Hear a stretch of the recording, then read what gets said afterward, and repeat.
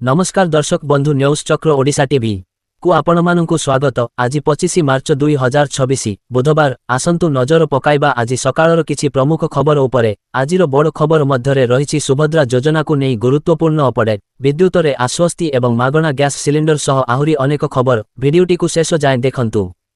राज्यर महिला मानंको पाई खुशी खबर। सुभद्रा योजना रे आवेदन प्रक्रिया को नै नुआ गाइडलाइन आसीछि। किपरि ऑनलाइन रे आवेदन करिवे एवं केउ केउ दस्तावेज आवश्यक से नहीं सरकारी स्तर में प्रस्तुति जोरदार चली। ओडिशावासी एक बड़ आश्वस्ति, विद्युत दर यूनिट पिछा 24 पैसा कमिबाकू जाउछि। एहा द्वारा मध्यवित्त परिवारक मासिक खर्च कमिबो बोली आशा करा जाउछि।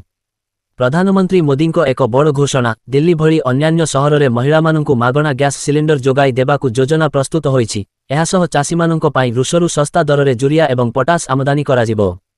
धर्म परिवर्तन को नहीं सुप्रीमकोर्ट एक गुरुत्वपूर्ण निष्पत्ति सुनाइछंती। जदि कौनसी वर्गर व्यक्ति ख्रिस्टियान किंबा मुस्लिम धर्म ग्रहण करती तेबे सेमाने आउ संरक्षण सुविधा पाई पारिबे नाही।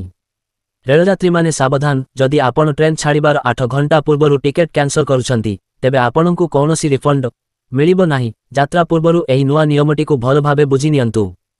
तेबे एहा थिला आज सकाळर किछि गुरुत्वपूर्ण खबर। एमिति ओडिशार सबु छोट बड़ खबर पाई आम चैनल न्यूज चक्र ओडिशा टीवी को सब्सक्राइब करंतु एवं पाखरे थिबा बेल आइकन को क्लिक करंतु।